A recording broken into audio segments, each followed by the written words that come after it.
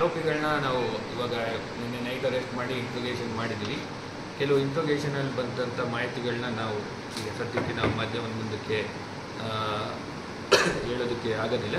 Complete ಒಂದ್ಸಲ ನಾವು charge sheet ಮಾಡಿದ ನಂತರ ನಾವು ಅದು ಮಾಹಿತಿಯನ್ನು ನಾವು ಮಾಧ್ಯಮ ಅಲ್ಲ ಪಬ್ಲಿಕ್ ಡಿಸ್ಟರ್ಬೆನ್ಸ್ ಆಗಿರೋದ್ರಿಂದ ರೀಸನ್ ಏನು ಅಂತ ಪಬ್ಲಿಕ್ ಈಗ ಯಾಕಂದ್ರೆ ನಿನ್ನೆ ಇಷ್ಟೆಲ್ಲ ವೈಲೆನ್ಸ್ ಆಯಿತು, ಕೆಲವು ಸೈಂಟಿಫಿಕ್ ಇನ್ವೆಸ್ಟಿಗೇಷನ್ ನಾವು ಮಾಡ್ತಾ ಇದ್ವಿ. ಅದಾದ ನಂತರ ನಾವು ಇದು ಮಾಡ್ತೀವಿ. ಒಂದು ಅವರು ಆರೋಪಿಗಳು ಈಗ ಇದು ಪ್ರಿಲಿಮಿನರಿಯಾಗಿ ನಾವು ಏನು ವಿಚಾರಣೆ ಮಾಡಿದಾಗ ಬಂದಂಥ ಮಾಹಿತಿ ಅದನ್ನು ನಾವು ಮತ್ತೆ ಅವ್ರನ್ನ ಪೊಲೀಸ್ ಕಸ್ಟಡಿಗೆ ತೊಗೊಂಡು ಅದನ್ನು ಕ್ರಾಸ್ ವೆರಿಫೈ ಮಾಡಿಕೊಂಡು ಎವಿಡೆನ್ಸ್ ಬೇಸ್ಡ್ ಮಾಡಬೇಕಾಗತ್ತೆ. ಒಟ್ಟಿನಲ್ಲಿ ಏನು ಗಲಾಟೆ ಆಗಬೇಕು ಅನ್ನೋ ಒಂದು ದುಷ್ಕೃತ್ಯ, ಗಲಾಟೆ ಆಗಬೇಕು ಅನ್ನೋ ಒಂದು ದುಷ್ಕೃತ್ಯವನ್ನು ಮನಸ್ಸಲ್ಲಿ ಇಟ್ಕೊಂಡು ಮತ್ತು ಈ ಕೆಲಸ ಮಾಡಿರ್ತಕ್ಕಂಥದ್ದು ನಮಗೆ ತನಿಖೆಯಲ್ಲಿ ಕಂಡು ಬಂದಿದೆ. ಇನ್ನೂ ಫರ್ದರ್ ಇಂಟ್ರೋಗೇಷನ್ ಮಾಡಿದ ಮೇಲೆ ಕಂಪ್ಲೀಟ್ ರೀಸನ್ ಸಿಗುತ್ತೆ. ಒಂದ್ಸಲ ಚಾರ್ಜ್ ಶೀಟ್ ಆದಮೇಲೆ ಈ ಕೇಸಿನ ಬಗ್ಗೆ ಮತ್ತೊಮ್ಮೆ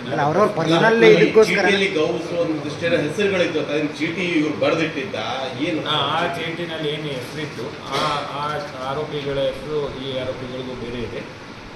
ಅದನ್ನೇ ಹೇಳಿದ್ದು. ಈಗ ಕಂಪ್ಲೀಟ್ ಕಾನ್ಸ್ಪಿರಸಿ ಇದೆ. ಅದನ್ನು ನಾವು ಇನ್ ಡೀಟೇಲ್ ಆಗಿ ಇನ್ವೆಸ್ಟಿಗೇಷನ್ ಮಾಡಿ ನಾವು ಫ್ರೆಷರ್ಸಲ್ಲಿ ಇದು ಸೈಂಟಿಫಿಕ್ ಎವಿಡೆನ್ಸ್ಗಳು ಕೂಡ ಕಲೆಕ್ಟ್ ಮಾಡ್ಕೋಬೇಕಂತ ಅದೆಲ್ಲ ಕಲೆಕ್ಟ್ ಮಾಡಿದ್ಮೇಲೆ ನಾನು ಇನ್ ಡೀಟೇಲ್ ಆಗಿ ನಾನು ಮಾಧ್ಯಮ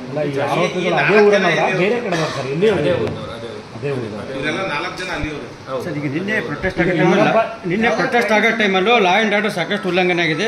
ಸ್ವತಃ ಪ್ರೊಟೆಸ್ಟ್ ಮಾಡೋರೆ ಲಾಠಿ ತೊಗೊಂಡು ಒತ್ತಾಯಪೂರ್ವಕವಾಗಿ ಅಂಗಡಿ ಮುಂಗಟ್ಟು ಬಂದ್ ಮಾಡಿದ್ದಾರೆ. ಆಟೋ ಮೇಲೆ ಕಲ್ಲು ತೂರಾಟಾಗಿದೆ, ಅಂಗಡಿಗಳ ಮೇಲೂ ಕಲ್ಲು ತೂರಾಟಾಗಿದೆ.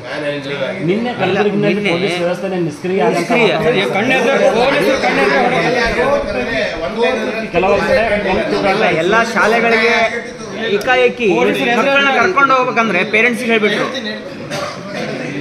ಪೊಲೀಸ್ ನಿಷ್ಕ್ರಿಯ ಅಂತಲ್ಲ, ದಯವಿಟ್ಟು ಅರ್ಥ ಮಾಡ್ಕೋಬೇಕು. 22ನೇ ತಾರೀಕು ಕೂಡ ಏನೋ ಒಂದು ದೊಡ್ಡ ಪ್ರಮಾಣದಲ್ಲಿ ಇಡೀ ದೇಶದಲ್ಲಿ ಒಂದು ಸಂಭ್ರಮಾಚರಣೆ ನಡೀಬೇಕಂತ ನಮ್ಮ ಜಿಲ್ಲೆಯಲ್ಲಿ ಊರುಗಳಲ್ಲೂ ಕೂಡ ಬಂದೋಬಸ್ತ್ ವ್ಯವಸ್ಥೆ ಮಾಡಬೇಕಾಗಿದೆ.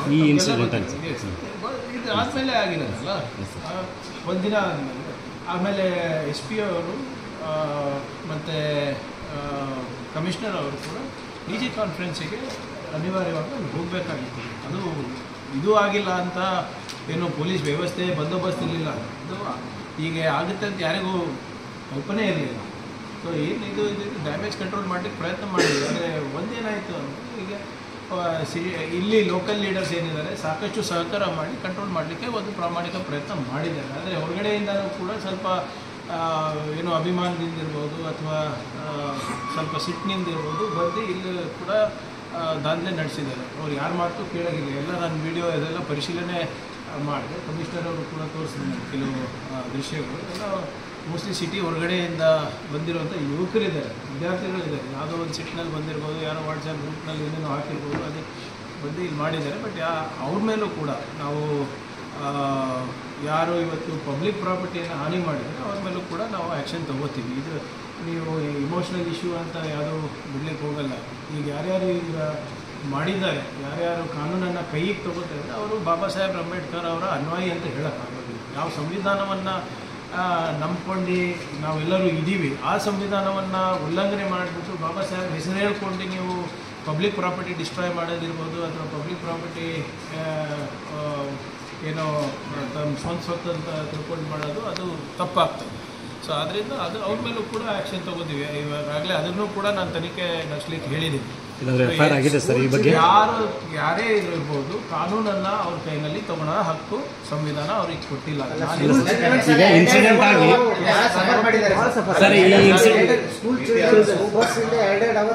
ನೋಡಿ ಇಲ್ಲ ಈಗ ಘಟನೆ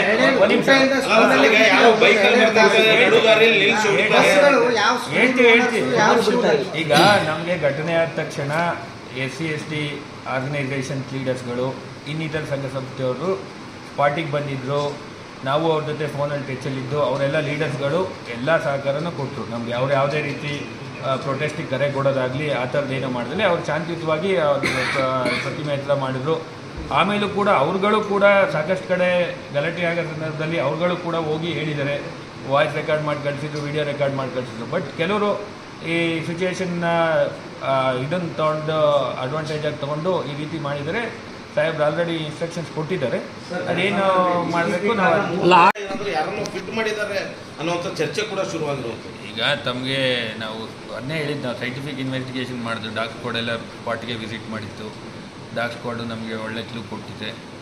ಅದಲ್ಲದೆ ನಮಗೆ ಇನ್ಫಾರ್ಮೇಷನ್ ಇತ್ತು ಮತ್ತು ಕೆಲವು ಇಂಟ್ರೋಗೇಷನ್ಸ್ಗಳನ್ನೂ ಕೂಡ ನಾವು ಮಾಡಿದ್ವು. ಹಾಗಾಗಿ ನಾವು ಅದನ್ನು ಬೇಗ ಈ ಕೇಸನ್ನು ಪತ್ತೆ ಹಚ್ಚೋಕ್ಕೆ ಸಾಧ್ಯ ಆಯಿತು. ಯಾಕಂದರೆ ನಾವು ಸ್ಪೆಷಲಾಗಿ 3 ಟೀಮನ್ನು ಅದಕ್ಕೋಸ್ಕರ 3 ಜನ ಇನ್ಸ್ಪೆಕ್ಟ್ರು guided by ACP and guided by DCP ಮಾಡಿದರು. ಆಲ್ಮೋಸ್ಟ್ ಅವರು ನಿನ್ನೆ ಇನ್ಸಿಡೆಂಟ್ ಆಗ್ತಿದ್ದಂಗೆ ಅದು ಸ್ವಲ್ಪ ಹೊತ್ತು ಅಲ್ಲಿ ಅವ್ರ ಲಿಮಿಟ್ಸ್, ಯೂನಿವರ್ಸಿಟಿ ಲಿಮಿಟ್ಸಲ್ಲಿ ಲ್ಯಾಂಡ್ ಆರ್ಡರ್ ಪ್ರಾಬ್ಲಮ್ ಆ ಕಡೆ ಸೈಡ್ ಕ್ಲಿಯರ್ ಆಗ್ತಿದ್ದಂಗೆ ಅವರು ಕಂಪ್ಲೀಟ್ ನಿನ್ನೆ ಆಲ್ಮೋಸ್ಟ್ ಒಂದು 14 to 18 hours ಕಂಪ್ಲೀಟ್ ಇನ್ವೆಸ್ಟಿಗೇಷನ್ ಇದೆ.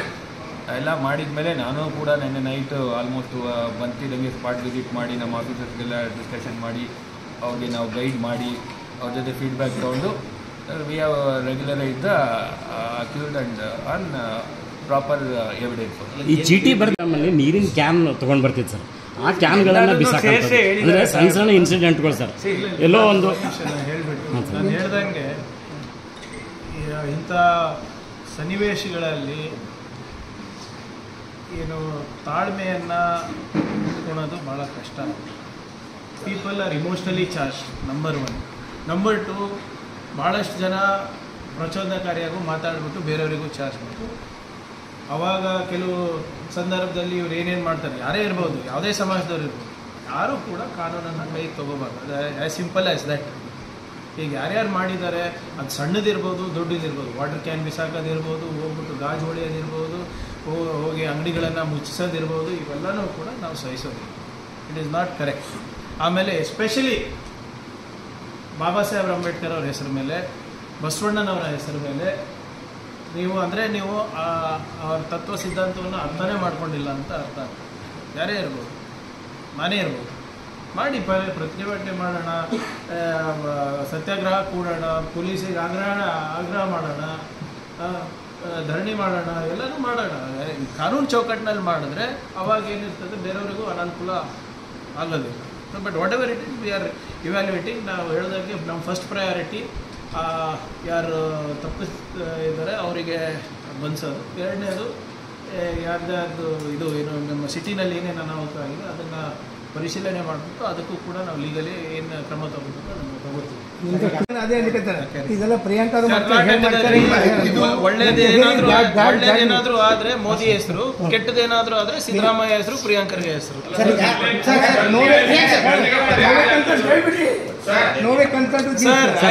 ಡಿಸ್ಟ್ರಿಕ್ಟ್ ಇನ್ಚಾರ್ಜ್ ಮಿನಿಸ್ಟರ್ ಮೇಂಟೈನಿಂಗ್ ಲಾ ಸರ್, ಜಿಲ್ಲೆ ಒಳಗ ಪದೇ ಪದೇ ಇಂಥ ಘಟನೆಗಳಾಗ್ತಿದಾವೆ. ಯಾಕೆ ಸರ್ ಲ್ಯಾಂಡ್ ಆರ್ಡರ್ ಕಂಟ್ರೋಲ್ ಮಾಡಕ್ ಆಗ್ತಾ ಇಲ್ವಾ ಸರ್?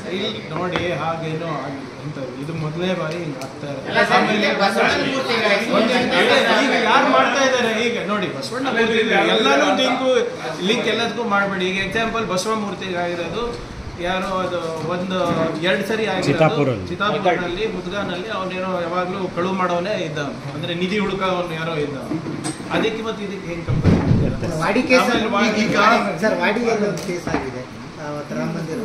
ಅದೇ ಕೆಲವು ಜನ ಇರ್ತಾರೆ, ನಾನು ಹೇಳಿಲ್ವಾ. ಆಮೇಲೆ ಇವ್ರಿಗೆ ಪ್ರಚೋದನೆ ಕೊಡೋರು ಯಾರು? ಎಲ್ಲ ಬಿಟ್ಟು ವಾಡಿಗೆ ಯಾಕೆ ಹೋಗ್ತಾರೆ ಕೆಲವು ಜನಪ್ರತಿನಿಧಿಗಳು? 9 ತಾಲೂಕಿದೆ ಪಾರ್ಲಿಮೆಂಟ್ನಲ್ಲಿ, ಎಲ್ಲ ಬಿಟ್ಟು ವಾಡಿಗೆ ಹೋಗ್ತಾರಲ್ಲ ಎಲ್ಲರೂ. ಬಹಳ ಪ್ರೀತಿ ಇದೆ ಅಂತ ಅಲ್ಲಿ ಹೋಗಿ 1 ನಿಮಿಷ ಸರ್, ಅವತ್ತು ಒಳ್ಳೆ ದಿನ ಅಲ್ವಾ? ಅಯೋಧ್ಯೆಯಿಂದ ಹಿಡ್ಕೊಂಡು ಎಲ್ಲ ಕಡೆನೂ ಆಚರಣೆ ನಡೀತಾ ಇದೆ ಅಲ್ಲ, ಅಲ್ಲಿ ಹೋಗ್ಬಿಟ್ಟು ನಮ್ಮ ವಿರುದ್ಧ ಘೋಷಣೆ ಕೂಡ ಕೂಗೋದು, DK ಶಿವಕುಮಾರ್ ಅವ್ರ ವಿರುದ್ಧ ಘೋಷಣೆ ಕೂಗೋದು, ಸಿದ್ದರಾಮಯ್ಯ ಅವ್ರ ವಿರುದ್ಧ ಘೋಷಣೆ ಕೂಗೋದು ಅಗತ್ಯ ಏನಿತ್ತು? ಯಾರಿಗೋಸ್ಕರ ಪ್ರಚೋದನೆ ಮಾಡ್ತಾ ಇದ್ರು? ಎಲ್ಲೂ ಏನೂ ನಡೆದಿಲ್ಲ, ಎಲ್ಲೂ ಪ್ರಾಬ್ಲಮ್ ಇಲ್ಲ, ಯಾಕೆ ವಾಡಿನಲ್ಲೇ ಹೋಗಿ ಮಾಡ್ತಾರೆ ಇವರೆಲ್ಲ? ನನ್ನ ಮೇಲೆ ಎಷ್ಟು ಪ್ರೀತಿ ಇದೆ ಅಂತ ತೋರಿಸುತ್ತೆ ಅಷ್ಟೇ. ಮತ್ತೆ 4-5 ಜನ ಯಾರು ಮಾಡಿದ್ದಾರೆ, ಕಾರಣಭೂತರು ಯಾರು ಇದ್ದಾರೆ, ಅವ್ರು ಬಂಧಿಸಿದ್ದೀವಿ. ಡೈವರ್ಷನ್ ಮಾಡಿ ಒಂದು ರೀತಿಯಿಂದ ಮಾಡ್ತಕ್ಕಂಥ ಒಂದು ಪೋಲರೈಸೇಷನ್ ಪಾಲಿಟಿಕ್ಸ್ ಮಾಡ್ತಕ್ಕಂಥ ಪ್ರಯತ್ನ ಮಾಡ್ತಾ ಇದ್ದಾರೆ. ಸೊ ಭಾರತ್ ಜೋಡೋ ಯಾತ್ರಾ ಕಾಶ್ಮೀರಿಂದ ಕನ್ಯಾಕುಮಾರಿ ತನಕ ಏನಾಗಿತ್ತು ಅದು ಯಶಸ್ಸನ್ನು ನೋಡಿ ಏನಾದರೂ ಮಾಡಿ ತಡೆ ಹಿಡಿಬೇಕು, ತೊಂದರೆ ಮಾಡಬೇಕು ಅಂತ ಮಾಡ್ತಾ ಇದ್ದಾರೆ. ಇವಾಗ ಗುಡಿ ಹೋಗ್ಬೇಕಂದ್ರೂ ಇವತ್ತು ಕೇಂದ್ರ ಸರ್ಕಾರ ಕಡೆಯಿಂದ ಪರ್ಮಿಷನ್ ತಗೊಳ್ಬೇಕಂದ್ರೆ ಎಷ್ಟು ಮಟ್ಟಕ್ಕೆ ಸರಿ ಅಂತ ಇವತ್ತು ಪ್ರತಿಯೊಬ್ಬರು ಇಡೀ ನಮ್ಮ ಭಾರತ ದೇಶವಾಸಿಯವರು ವಿಚಾರ ಮಾಡ್ತಕ್ಕಂಥ ಪ್ರಸಂಗ ಬಂದಿದೆ. ಸರಿ, ಮೈಸೂರು ಸೆಂಟ್ರಲ್ ಹಗರಣದಲ್ಲಿ ನೀವು ಫೋಟೋ ಬಿಡುಗಡೆ ಮಾಡಿರೋದಕ್ಕೂ ಮತ್ತು ನಡೀತಾ ಇದೆ, ಫೋಟೋ ಟ್ಯಾಲಿ ಆಗ್ತಾ ಇಲ್ಲ ಅಂತ ಆರೋಪ ಮಾಡಿದ್ರು. ಅವ್ರು ಹೇಳ್ತಾರೆ ಅವರೇ ಹೇಳಿದಲ್ಲ ನಾನು ಹಲ್ಲೆ ಮಾಡಿಸಿರೋದಂತ, ಆಕ್ಸಿಡೆಂಟ್ ಆಗಿದೆ ಅಂತ, ಆಕ್ಸಿಡೆಂಟ್ ಹಲ್ಲೆ ಆಗಿದೆ ಅಂತ ಅವರೇ ಹೇಳ್ತಾನೆ ಹೇಳಿದ್ದು. ಪ್ರೂವ್ ಆಗಿಲ್ವಾ ಈಗ? ಅಲ್ಲ FIR ನಲ್ಲಿ ಬೇರೆ ಹೆಸರಿದೆ ಸರ್. ಅದು ನೀವು ಯಾಕೆ ಚಿಂತೆ ಮಾಡ್ತೀರಿ? ಆಗ್ತದೆ, ಯಾಕೆ ಇದು ಮಾಡ್ತೀರಿ? ಇದು ತೀರಾ ವೈಯಕ್ತಿಕ ಹೋಗಲಿಲ್ಲ. ಅದು ನೀವು ಯಾರೋ ಮಾಧ್ಯಮದವ್ರು ಹಾಕಿದರೆ ಎಲ್ಲ ಇದರಲ್ಲೂ ಕೂಡ ಎಲ್ಲ ಮೊನ್ನೆ ಬೆಳಗಾಂ ಅಧಿವೇಶನದಲ್ಲಿ H. ವಿಶ್ವನಾಥ್ ಅವರು ಒಂದು ಪ್ರಶ್ನೆ ಹಾಕಿದರು. ಅಂದರೆ ನೀವು ಹೇಳಿದಾಗೆ ಯಾವ್ಯಾವ ಇಲಾಖೆಯಲ್ಲಿ ಎಷ್ಟು ಜನ ನಿವೃತ್ತರನ್ನು ನೀವು ತೊಗೊಂಡಿದ್ದೀರಿ ಅಂದರೆ ಅಡ್ವೈಸರ್ಸ್ ಆಗಿರ್ಬೋದು, ಬೇರೆ ರೀತಿಯಲ್ಲಿರ್ಬೋದು ತೊಗೊಂಡಿದ್ದೀರಾ ಅಂತ ಅವ್ರು ಪ್ರಶ್ನೆ ಹಾಕಿದ್ರು. ಅವಾಗಲೇ ಒಂದು ಪತ್ರನೂ ಕೂಡ ಬರೆದಿದ್ರು, ಎಲ್ಲ ಇಲಾಖೆಗೂ ಕೊಟ್ಟಿದ್ದಾರೆ. ಅದು ನಂದು ಒಂದೇ ಆಚೆ ಬಂದಿರೋದು ಅನ್ಸುತ್ತೆ ಅಷ್ಟೇ. 2019 ತಾವು ಕೂಡ ರಾಮನ ದರ್ಶನಕ್ಕೆ ಹೋಗಿದ್ರಿ ಇಲ್ಲಿ. ಈಗ ಯಾಕೆ ರಾಮನ ಮೇಲೆ ಭಕ್ತಿ ನಾನು ಇವತ್ತು ಹಾಕಿದ್ದೀನಿ ನೋಡಿ, ನನಗೆ ಯಾರ ಮೇಲೂ ಭಕ್ತಿ ಇಲ್ಲ, ಸಂವಿಧಾನದ ಮೇಲೆ ಮಾತ್ರ ಭಕ್ತಿ. ನನಗೆ ಬಸವ ತತ್ವ ಮೇಲೆ ನಂಬಿಕೆ ಇದೆ, ಅಂಬೇಡ್ಕರ್ ಚೌಡಯ್ಯ ತತ್ವ ಮೇಲೆ ನಂಬಿಕೆ ಇದೆ, ನಮಗೆ ಬಾಬಾ ಸಾಹೇಬ್ರ ತತ್ವದ ಮೇಲೆ ನಂಬಿಕೆ ಇದೆ, ಬುದ್ಧನ ತತ್ವದ ಮೇಲೆ ನಂಬಿಕೆ ಇದೆ. ಯಾವ ತತ್ವದಲ್ಲಿ ಸಮಾನತೆ ಇದೆ, ಮನುಷ್ಯರಾಗಿ ಕಾಣ್ತಾರೆ, ಆ ತತ್ವದಲ್ಲಿ ನಂಬಿಕೆ ಇದೆ. ನನಗೆ ಕಲೀಲಿಕ್ಕೆ ಆಸಕ್ತಿ ಇದೆ. ನೀವು ಎಷ್ಟು ವರ್ಷದಿಂದ ನಂಗೆ ನೋಡ್ತಾ ಇದ್ದೀರಾ ಸರ್? ನೀವು ಹೇಳ್ರಿ, ಬರ್ರಿ ಪ್ರಿಯಾಂಕ ದರ್ಗಾ ಕರ್ಕೊಂಡು ಹೋಗ್ತೀನಿ, ಬರ್ತೀನಿ. ಕಲಿಯೋಕೆ ಆಸಕ್ತಿ ಇದೆ, ಬರ್ರಿ ಗುರುದ್ವಾರಾಗ ಹೋಗೋಣ, ಬರ್ತೀನಿ. ಈಗ ನಮ್ಮ ಇದ್ರೆ ಕರ್ಕೊಂಡು ಹೋಗ್ತಿರಂದ್ರೆ ಬರ್ತೀನಿ ನಾನು. ನಿನ್ನೆ ಅದೇ ಕೇಳಿದ್ರು ನನಗೆ, ಅದನ್ನ ತಿರ್ಚ್ಬಿಟ್ಟು ಹೇಳಿದ್ದಾರೆ ಅಷ್ಟೇ. ನೀವು ಬೇಗ ಫುಲ್ ನೋಡಿ, ನೀವು ಬರ್ರಿ ಪ್ರಿಯಾಂಕ ಮಾಡಿಸ್ತೀನಿ, ಬರಪ್ಪ ಹೋಗಿ ನೋಡ್ಕೊಂಡು ಬರೋಣ, ಬರ್ತೀನಿ. ಅದಕ್ಕೇನದ ಅಂತ? ಆ ತತ್ವದಲ್ಲಿ ಸಮಾನತೆ ಇಲ್ಲ ಅಂದರೆ ನಾನು ಒಪ್ಪಲ್ಲ ತತ್ವವನ್ನು. ಈಗ ನೀವು ನಿಮ್ಮ ನನ್ನ ತತ್ವವನ್ನು ನಿಮ್ಮ ಮೇಲೆ ನಾನು ಒತ್ತಾಯಪೂರ್ವಕವಾಗಿ ನಾನು ಹಾಕ್ಬೋದಾ? ಈಗ ರಾಜಣ್ಣ ಅವರು ರಾಮಾಯಣ ಭೇದ ಭಾವ ಮಾಡಿರಲ್ಲ ಆ ಟೈಮಲ್ಲಿ. ನೋಡಿ, ಸರಿಯಾಗಿ ಓದಿ ಸರ್. ಈಗ ರಾಜಣ್ಣ ನೀವು ಇವರೆಲ್ಲ ಇಷ್ಟೆಲ್ಲ ಹೇಳ್ತಾ ಇದಾರಲ್ಲ, ಬಾಬಾ ಸಾಹೇಬ್ ಅಂಬೇಡ್ಕರ್ ಅವರು ಒಂದು ಬುಕ್ ಬರೆದಿದ್ದಾರೆ, ರಿಡಲ್ಸ್ ಇನ್ ಹಿಂದೂಯಿಸಮ್ ಅಂತ. ಅದು ಓದ್ಬಿಡ್ಲಿ BJP ಅವರು, ಅದಾದ್ಮೇಲೆ ಅಲ್ಲ. ಈಗ ರಾಜಣ್ಣ ಅವರು ದಲಿತರನ್ನ ರಾಮ ಮಂದಿರಕ್ಕೆ ಕರ್ಕೊಂಡು ಹೋಗ್ತೀವಿ ಅಂತ ಹೇಳಿದ್ರೆ BJPಯ ರಾಮ ಮಂದಿರ ಅಸ್ತ್ರಕ್ಕೆ ಕಾಂಗ್ರೆಸ್ ದಲಿತಾಸ್ತ್ರ ಪ್ರಯೋಗ ಮಾಡ್ತಾ ಇದೆ ಅಂತ. ಏನಂತ? ದಲಿತರನ್ನ ರಾಮ ಮಂದಿರಗೆ ಟ್ರೈನ್ ಬುಕ್ ಮಾಡಿ ಕರ್ಕೊಂಡು ಹೋಗ್ತೀವಿ ಅಂತ ಹೇಳಿ. ಅದು ನನಗೆ ಗೊತ್ತಿಲ್ಲ. ಯಾರನ್ನ ಹೋಗ್ಲಿ, ಇವರೇ ನಂಬಿಕೆ ಇದ್ರೆ ಹೋಗ್ಲಿ. ನಿಮ್ಮ ನಂಬಿಕೆ, ಈಗ ನಮ್ಗೆ ಬಸವೇಶ್ವರ ಗುಡಿಗೆ ಹೋಗಲ್ಲ, ನಾನು ದರ್ಗಾಗೆ ಹೋಗಲ್ಲ. ನಾವು ನಂಬಿಕೆ ಇದ್ರೆ ಹೋಗ್ತೀವಿ. ದಾಸೋಹ ಮಾಡಿದ್ದಾರೆ, ಒಳ್ಳೇದು ಮಾಡಿದ್ದಾರೆ. ಅಲ್ಲಿ ಮೇಲಿನವರು ಕೆಳಗಿನವರು ನೋಡಲ್ಲ ದಾಸೋಹ ಮಾಡಬೇಕಾದ್ರೆ. ಆ ತತ್ವವನ್ನೇ ನಂಬ್ತೀವಪ್ಪ. ನೀವು ಅಲ್ಲಿ ಹೋದ್ಮೇಲೆ ನಿಮಗೆ ಇಲ್ಲ, ನೀವು ಇಲ್ಲಿ ಎಂಟ್ರಿ ಮಾಡಬೇಡಿ, ಅಲ್ಲೇ ಎಂಟ್ರಿ ಇದ್ರೆ ನಾವು ಯಾಕೆ ಹೋಗ್ಬೇಕು? ಅಲ್ಲ, ಅಂದ್ರೆ ಅವ್ರು BJPಯ ಹೋಗ್ಲಿ sir. Ultimately it is constitution, simple. And our constitution is based on Basava philosophy. Family ಕೂಡ ಹೋಗಿ